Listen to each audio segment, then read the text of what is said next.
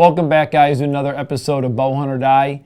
Justin, we are finally seeing arrows fly, deer are moving. I mean, geez, I tell you what, at least for my hunt, I mean, there was a lot of deer moving. I know that you saw deer. Just about everyone I talked to that got out and hunted in Wisconsin was seeing deer at least. Well, yeah, at least in the evenings we were. When Tommy and I didn't see a single deer on our 2 morning hunts, which is why you're not actually going to see any footage from those hunts. There was nothing to see except us and a tree. But yeah, I would say the 2 evenings were both pretty productive. You know, in Wisconsin as well as in Minnesota, which is actually where we're going to get started with Neal. Let's do it.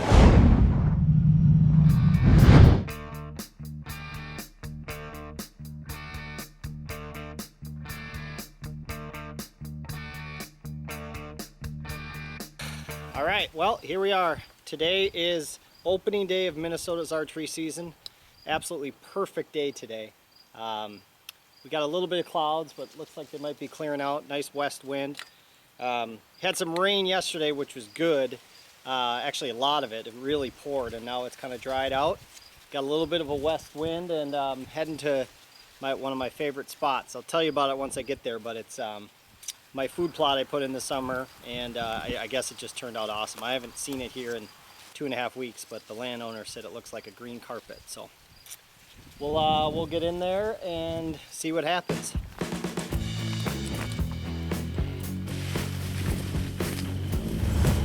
It always takes a lot longer than you think. I got all situated up here, and I'm feeling pretty good about my setup. I'm in southeast Minnesota, and again, like I said, it's opening day. We got a giant rainstorm on Thursday night into Friday, and actually the rain held out till just the very end of yesterday. So I'm set up now over a little ideal food plot. This is probably about a 1/4 acre, maybe a little bit less. I planted this with brassicas and oats and wheat.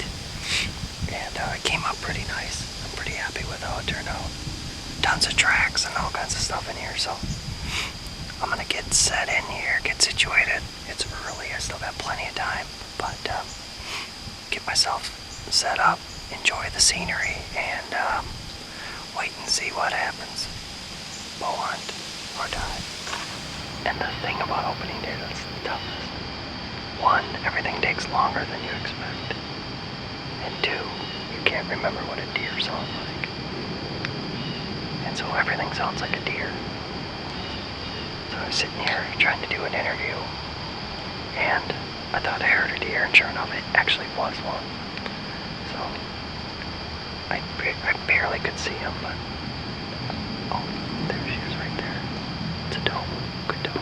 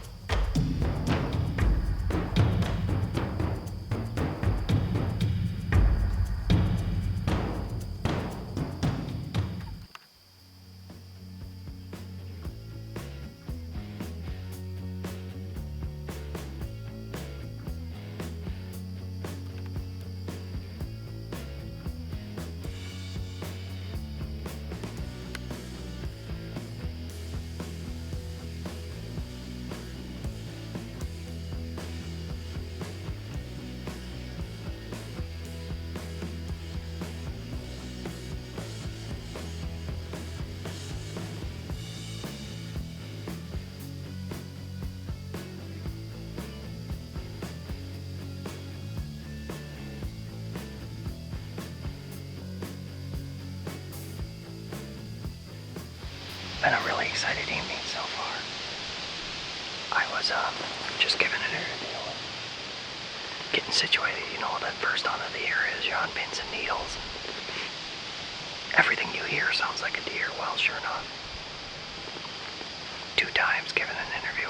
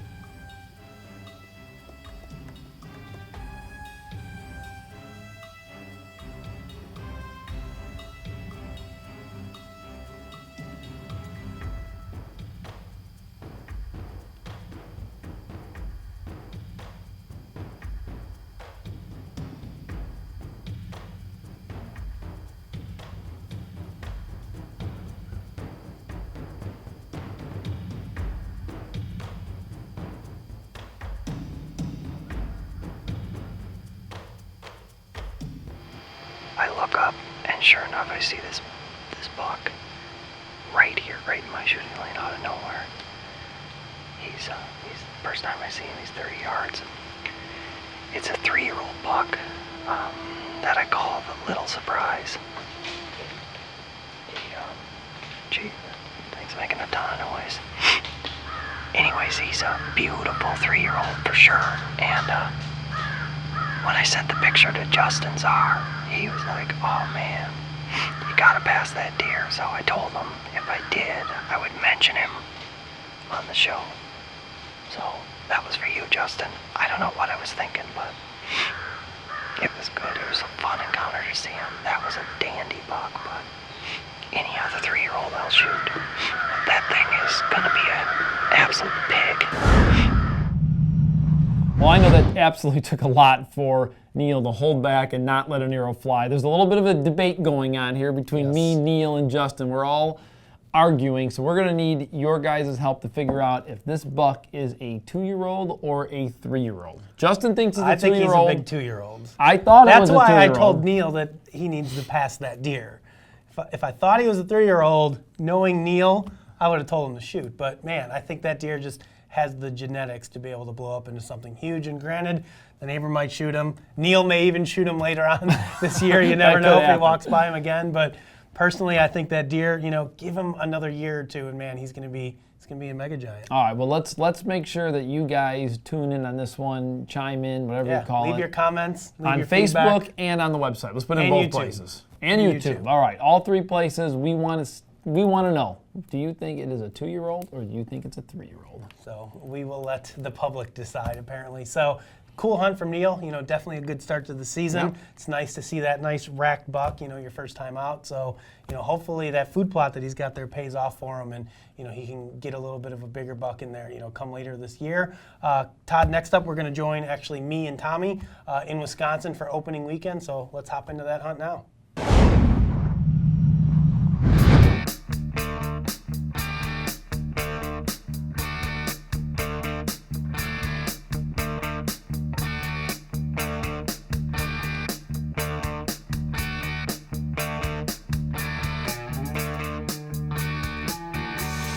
Alright guys, well, it is still opening day here in Wisconsin. Unfortunately, our morning hunt was an absolute bust. Did not see a single deer. In fact, I think we only saw like 3 squirrels and a couple birds, so wasn't good. We checked a couple cameras after the hunt this morning and finally got a shooter buck on camera, which is good to see. He's not there very often, so I don't know if he's living over in here or not, but at least we know there's one deer running around we'd like to shoot. But for this afternoon, I think we're going to probably try something different. We're going to go up top, and we're actually going to take a ride around in the gator and see if we can see any sign, maybe any rubs, starts of a scrape. Try to find some acorns, something that's maybe concentrating these deer, because we checked, I think, 6 or 7 cameras now, and the movement's been very, very sporadic. A deer here and a deer there. Sometimes in the morning, sometimes in the evening. It's kind of just hit or miss. There's been no sort of real pattern of any sort. So we're going to get the gator loaded up with a couple lone wolves and some sticks and all the gear we need to hang a stand for tonight, just in case we find anything that looks promising. Low wind. Alright guys, sorry for the background noise. We got the gator running, but we came up to this top here and didn't see a ton of deer sign, at least not a lot of concentrated buck sign. So we're going to stick with our original plan. We're going to hang a stand in a tree where Tommy and Richie actually hunted a couple years back and shot a deer out of it. Basically, we're really close to where Tommy and I turkey hunted. We've got this tree farm, I guess it would be to our north and to our west, where we hope the deer are bedding. We hope that they're going to come out of this tree farm and work their way out into this kind of alfalfa rye field on their way down to the corn. So it's really our best guess. The other nice thing is being early in the season, we're hoping it's going to stay light a little bit longer up here. So we're going to leave the gator running. The deer are used to it. Tommy's grandpa drives this thing around all the time, so we're going to leave it run. We're going to get these stands on and get out of here, so let's get to it.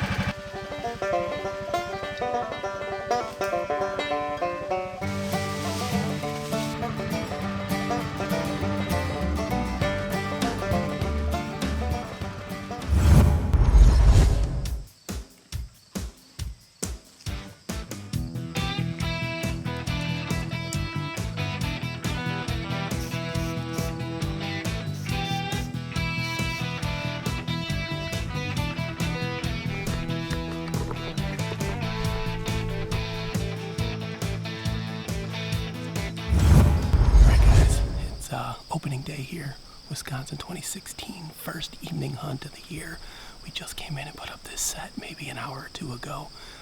We've seen 4 deer bedded down within probably 200 yards of this stand. So if we don't see any deer tonight, we really suck at hunting. So basically our setup is directly to our west and extending south. We've got a kind of an alfalfa rye field with some corn at the other end. We've got a bedding area to our north where we know we've got these at least 4 does bedded down. So we're hoping to catch these deer kind of coming out of this thick, nasty tree farm bedding area, making their way to the food at night. So.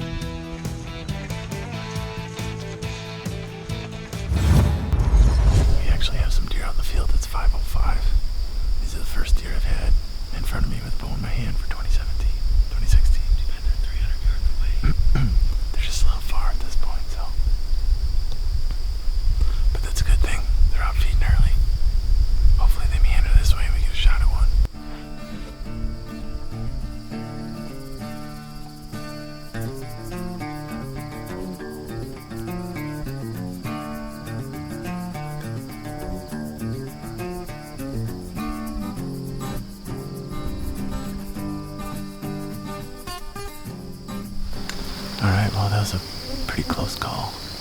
That close. She's 42 yards.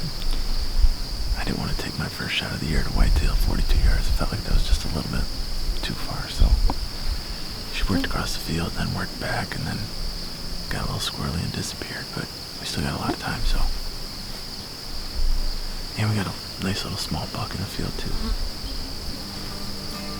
2-year-old.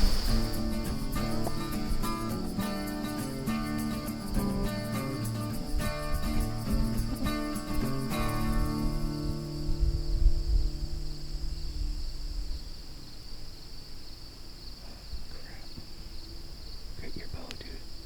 She's coming.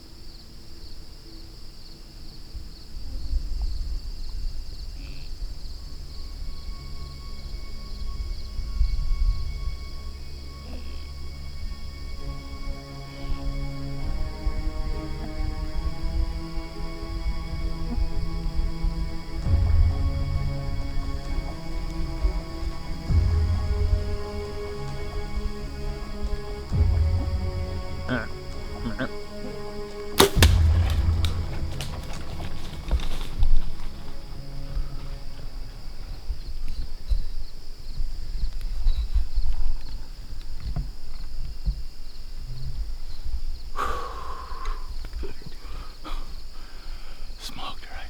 I just heard a crash. Yes. All right, well, you know what? We went back and reviewed the footage. That shot looks perfect. Double long pass through. I'm 99% sure I heard her crash right down here. So it's Sunday night. We get a long drive home. We're gonna get down, get these stands out, and then go recover her and get going home. So here we go. Bow hunt or die. About a 15-yard shot.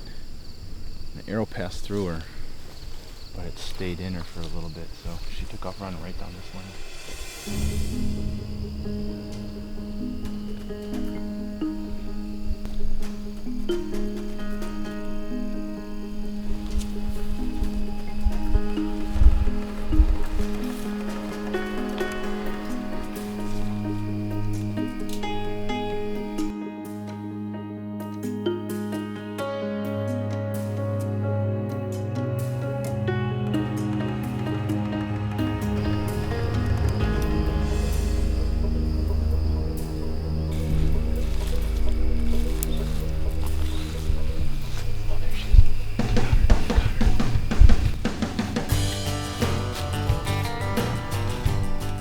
All right, well, here she is, big Wisconsin doe down. You know what? It absolutely worked out perfect this weekend. We had a great hunt.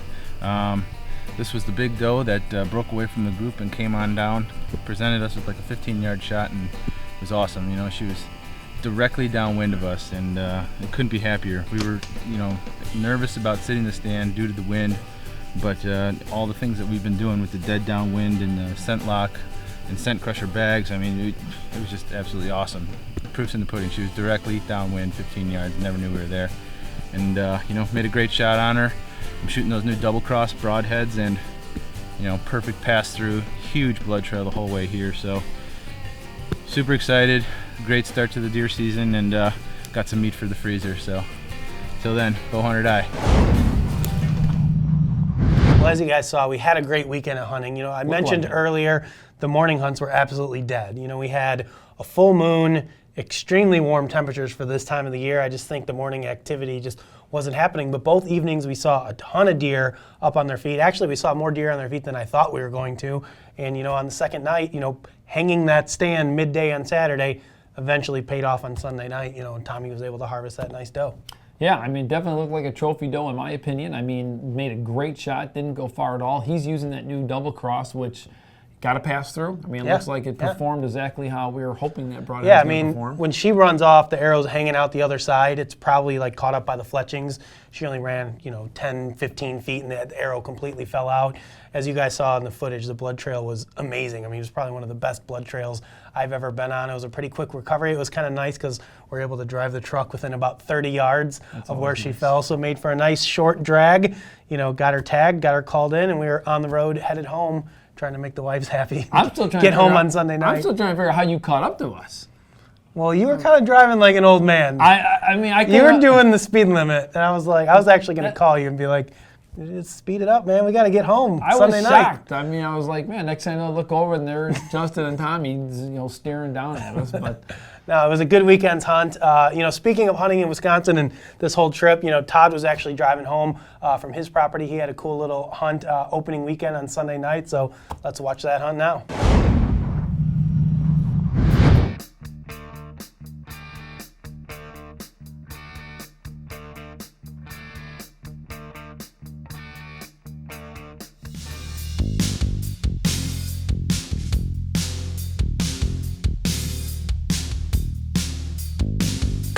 I think I say the same stuff every year, but I mean, you're just going, your brain on this first hunt is just like going through everything. Batteries, release, arrows, bow. Do you have everything you need? Rangefinder. So at this point right now, I think I got it all. So let's head on in.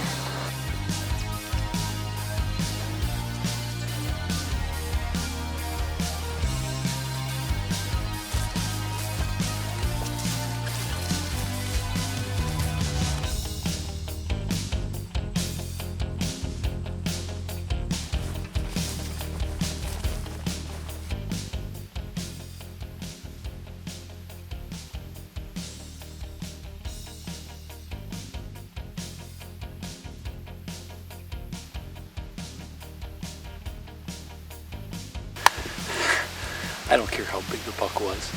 That is why we do this. Perfect wind. I could have shot him broadside, no problem. Tim was lagging behind me about 20 yards on purpose to get better footage. I caught a glimpse of him. I signaled to Tim to get down. Luckily, he was smart enough to see the buck. I mean, he was broadside, facing up that way. I could have shot that deer, no problem. Too bad it wasn't a giant. Although it would have been tough to communicate. I didn't know if you had him on. I could just see his ears and antlers. That was it.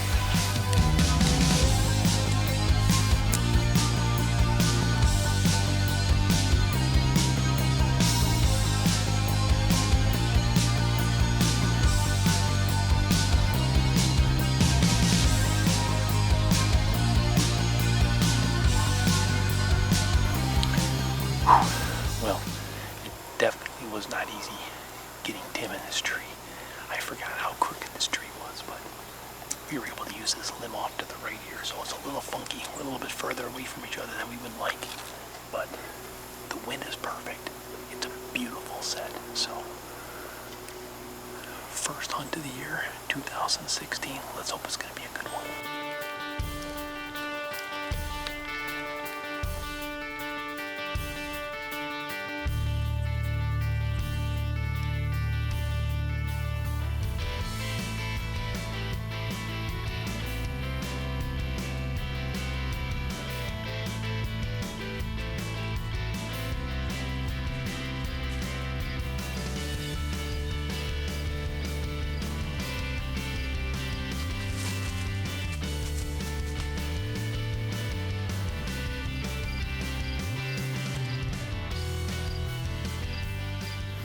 That was fun while it lasted.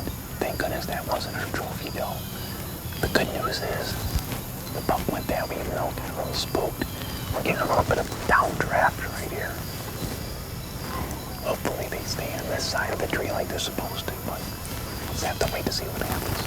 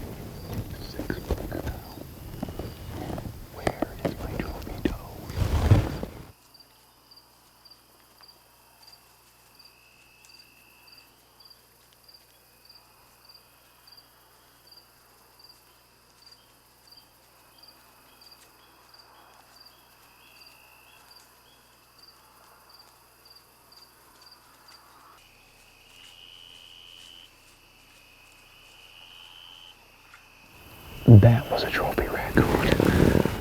Well, we really can't beat that. I mean, 7 different bucks came through here in one small farm. Just no trophy does. I have no idea where they're at. I gotta tell you, Justin, I mean, I was surprised with the amount of activity that was moving. I mean, literally, we saw deer from the moment we left the truck. I mean, we literally had that one encounter, that one buck that we walked up on, and then we literally saw 6 bucks come through within 10 yards. That's stand placement, man. That's a little bit of, that's years. It took years to perfect some of those you're the stands. master at getting No, close to I'm year and a just half saying, old year and a half bucks. bucks, man. A year and a half Good old job. bucks. I Those am are like the stud. easiest deer in the field or in the woods to get close to. But man, I tell you what, when you go out on those opening weekend hunts, you know, given the hot temperatures and everything, you're kind of like, I just hope I see a deer, right, on that first hunt of the year. And to have a bunch of different deer come within bow range, I mean, it's kind of a confidence booster. You know, it gets the blood flowing a little bit, really gets you feeling it. So it's definitely a great start to the season. Just would have been nice if a bigger buck or a trophy doe would have gotten close enough. Maybe next time. They'll show up. Well, Todd's actually heading out to Colorado to go elk hunting. He's leaving today to go elk hunting. So hopefully the next time we see Todd, it'll be behind a nice big bull elk. Come on. That was completely unfair that he went like this. I mean, I would have preferred. A nice big bull elk. Todd will be behind. So guys, the next segment we've got for you is going to be Paul Morrison out in Ohio. You know, we haven't seen much from Paul this summer, and he's actually going to tell us why. His trail cameras have probably been slower than mine have. So let's check in with Paul now.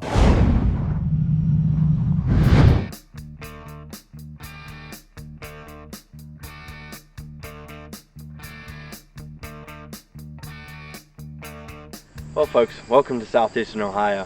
I'm down here at my place, and I'm trying to refresh this Tinks Mock scrape with some power scrape, and trying to think about the deer that are going to be on our hit list this year.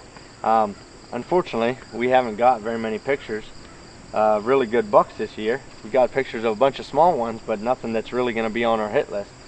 So we kind of got to look back into last season and see what deer that we were chasing last season, what deers we had encounters with, and hopefully those big boys are still around this year.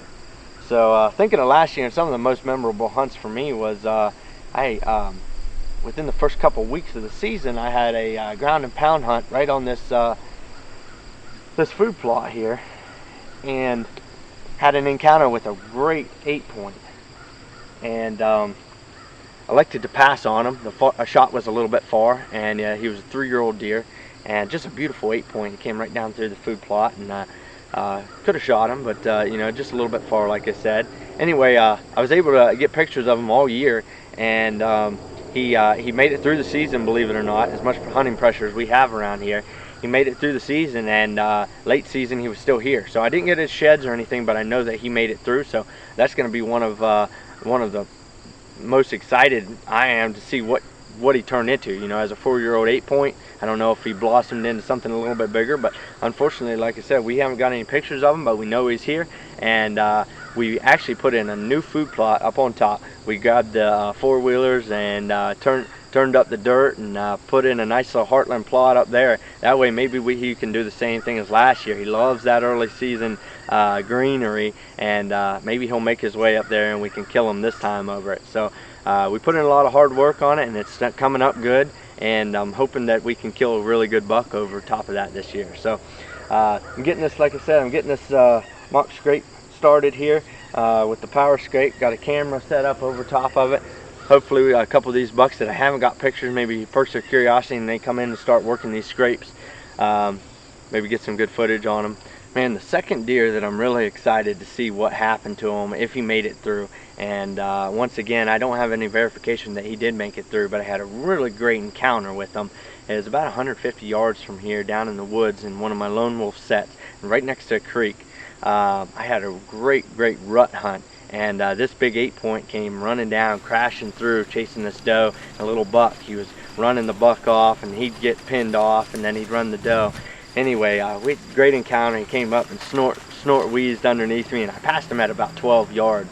And even though it wasn't that hard to do because I passed bigger bucks, but it really felt good to pass him up, and I'm really hoping that I get him on camera, because if I get him on camera, I get to verify that that he made it through, and then maybe we can kill him this year, maybe the same spot. You know, these big bucks, they have tendencies to come to the same spots pretty much year after year in the same general locations, as long as the does are in the same spot, running the same trails and stuff. So sometimes you can catch up to them in the same stand, same location, same time of year. So we'll see if that happens this year to him. But well, the third deer that I'm really hoping to see this year, and once again, I've been running trail cameras on this farm and still haven't got a picture of them, but is this monster 10-point that I came about that close to killing last year.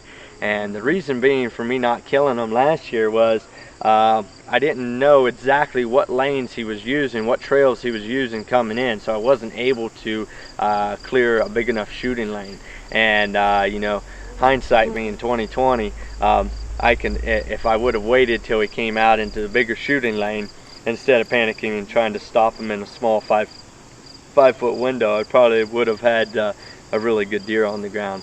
But big 10-point came in perfect, read the script if there was a script, but stopped right behind the tree, and the tree was covering up his vitals. So unfortunately, I decided to pass on that shot instead of trying to thread the needle, because I thought he may creep up. Sometimes the bucks will stop and then kind of creep to see what they heard. This deer was on a mission, and he just kept going. I haven't got pictures of him this year, but I'm really excited, hoping he shows up on camera soon. And if he does, I'll have to spend a little bit more time out on that farm trying to kill him again this year. So we'll see if that happens, and maybe get it done on one of those big mainframe 10 points.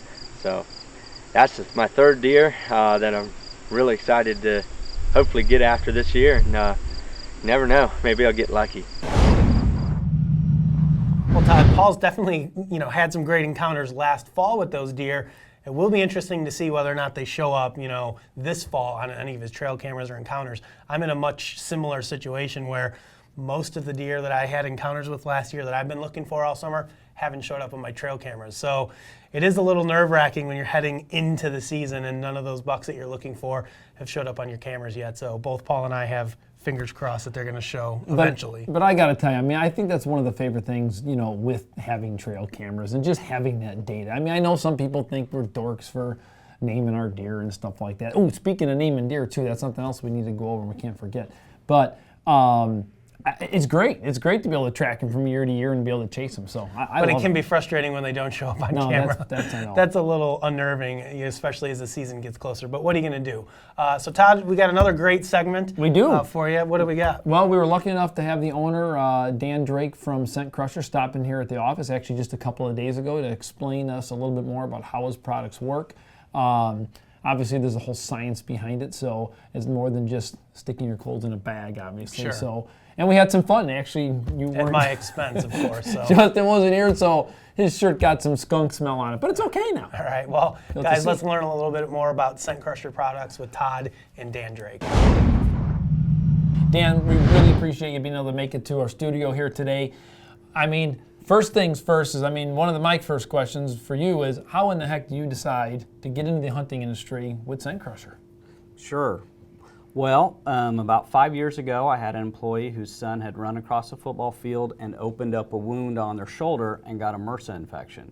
At that point in time, we talked about it and decided we could kill the bacteria on those fake football fields with ozone. So I went out and I hired some consultants from NASA who'd worked on the International Space Station on the water system, and we worked on and designed a turf sprayer that'll kill all the bacteria on a fake AstroTurf football field.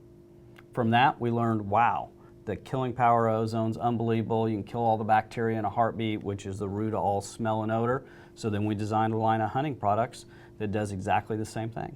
Excellent. Well, and we know that you're a deer hunter too. So you're passionate about this industry. You know, you're not just somebody who's bringing a product to the market and are not even involved in the hunting industry itself. So it's good to know that. Been hunting my whole life, and I live in Kansas, the land of the giants. We call it. So if you want more hunting spots, call Dan, right? You know, I still though I know how people are. They're and I talk to them all the time. We go to the shows. You know, we read the stuff on the forums, and there's still a lot of people out there that are like, come on, can that product really work? And I know that you've brought a. How can ozone gas kill smell? Right. So you know, before we started this, guys, We've got a little chemistry kit here that had and a little test kit that Dan has brought to our studio today. And yes, that still 100% smells. Does that still smell like it did before? Yes, it does. What is that? This is Justin's extra large shirt. There was 2 of them in here at the beginning of this, but the reason why we don't have both shirts in here now, guys, is because we wanted to make sure that it was in here for 30 minutes. So we are at that 30-minute point now. I'm okay if you want to put that away. Yeah, I'm going to put that back. Because I want to be able to still kind of communicate during this thing. But let's definitely see how Justin's other shirt smells. All right. Justin's not in the office today, so we're able to pull this off.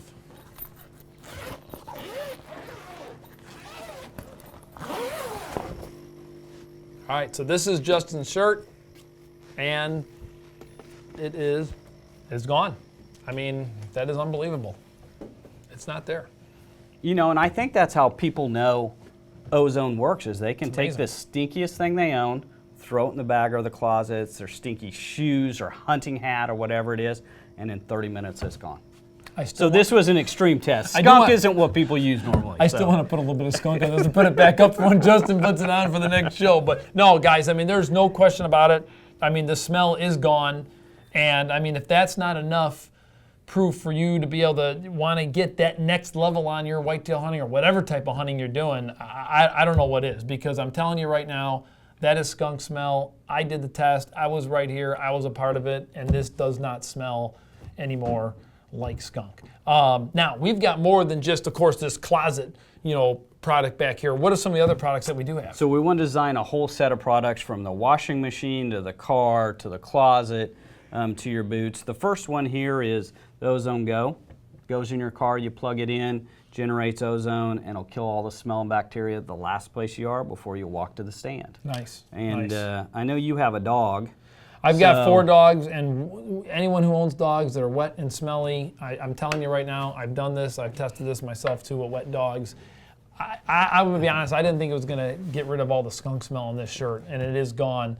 But I know that I use that with my dogs, and it works well. But what else do we got here? And then we've got our bag. So this is a bag just like the closet back here. You throw your stuff in here for 15 minutes, and boom.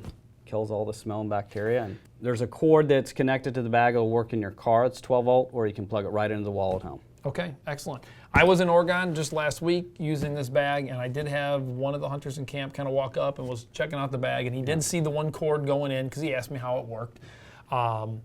And he did bring up a legitimate question. The question he brought up was, how can that, ozone coming out of just that tube at the bottom really get rid of all the scent when all the clothing's on top of that tube?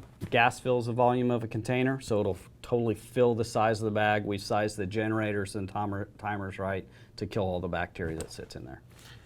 Dan, if people want to learn more about your products, I'm sold. The key is to get everyone else on board. Where should they go? What do they need to do? They can check out our stuff at scentcrusher.com or our Facebook page. There's lots of videos and reviews there. Or you can go to our retailers and buy it. We're in Cabela's, Bass Pro, Shields, Dick's, Field & Stream, Dunham's, Rural King, a whole bunch of outlets. And Lancaster Archery too, guys, one of our favorite places to buy gear. So with that being said, if you want to get an edge on whatever animal you're going to be hunting this fall, check out scentcrusher.com. Otherwise, until then, guys, bow hunt or die.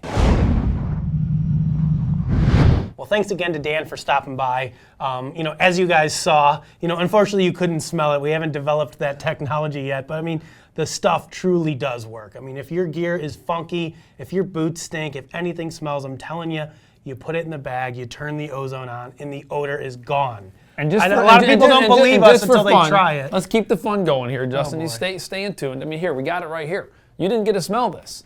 So this I'm sure it smells like skunk. No, well, we want to me. make sure that Justin wasn't here for this. So, this is what we did. So just so you know.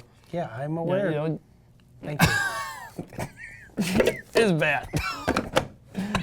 Seriously, your shirt smelled like that until we stuck it in there. God, it's so bad. All right. Anyhow. All right, thank you for that. Well, if you guys are looking for, some tools to add to your arsenal for this year to help keep your gear scent-free, personally, I like it because all the gear that I have a hard time washing, my backpack, my harness, my boots, my camera equipment. And Anything. that's the type of stuff Right. that really where that ozone, comes in handy. Make sure you check out Scent Crusher. Guys, of course, as always, I know I stink now. We want to take a couple seconds here to thank the folks who sent in their trophy photos for this week's show, and then we're going to get to Todd's hit list bucks. Brian Adams, Jake Gallagher, Tyson Patrick, Joshua Sadorf, Riley Minette. Hey guys, those are some great trophies. If you'd like to see yourself right here on another episode of Bowhunt or Die, just make sure you get us the photos by uploading them through our Facebook page or, of course, our website.